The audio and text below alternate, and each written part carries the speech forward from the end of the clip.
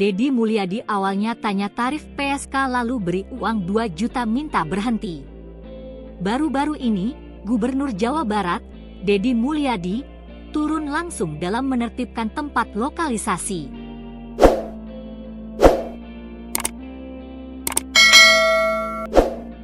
Gubernur yang akrab disapa KDM ini sampai masuk ke area prostitusi tersebut menemui wanita pekerja seks komersial, PSK. Interaksi antara KDM dengan wanita PSK itu pun jadi sorotan.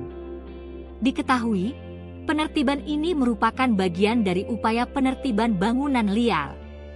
Bangunan-bangunan liar yang berdiri di antaranya rupanya merupakan tempat esek-esek. Turun langsung mendatangi tempat lokalisasi di Jawa Barat, Deddy Mulyadi turut berbicara dengan wanita PSK di Subang. Di sana dia menemui seorang PSK yang kemudian diajak KDM untuk mengobrol. Dalam obrolannya dengan PSK tersebut, KDM menanyakan tarif sekali kencan kepada si wanita. Bukan tanpa alasan, KDM menanyakan tarif tersebut adalah untuk memberi uang agar dia bisa pulang sebagai ganti dari penghasilannya sebagai PSK. "Teteh di sini sama siapa?" tanya KDM dikutip dari unggahan media sosial Deddy Mulyadi, Minggu, 20 April 2025. Sambil menutup wajahnya karena malu, PSK tersebut mengaku dia tinggal bersama Mamah Tati. Mamah Tati ini juga merupakan pemilik tempat dan bangunan liar tersebut. Dari obrolan ini juga terungkap bahwa PSK tersebut adalah janda yang sudah 3 kali menikah, namun tak punya anak. Dia mengaku tak punya pekerjaan sehingga bergabung dengan Mamah Tati. "Teh jujur sama saya, berapa kalau langganan ke sini?" tanya KDM. "Enggak pak," kata si PSK malu-malu tak mau menjawab. KDM pun menjelaskan maksud dia menanyakan tarif sekali kencan. "Maksud saya teteh kan harus pulang dulu, tempatnya kan mau kita bongkar, saya kan harus ngasih bekal teteh pulang," kata KDM.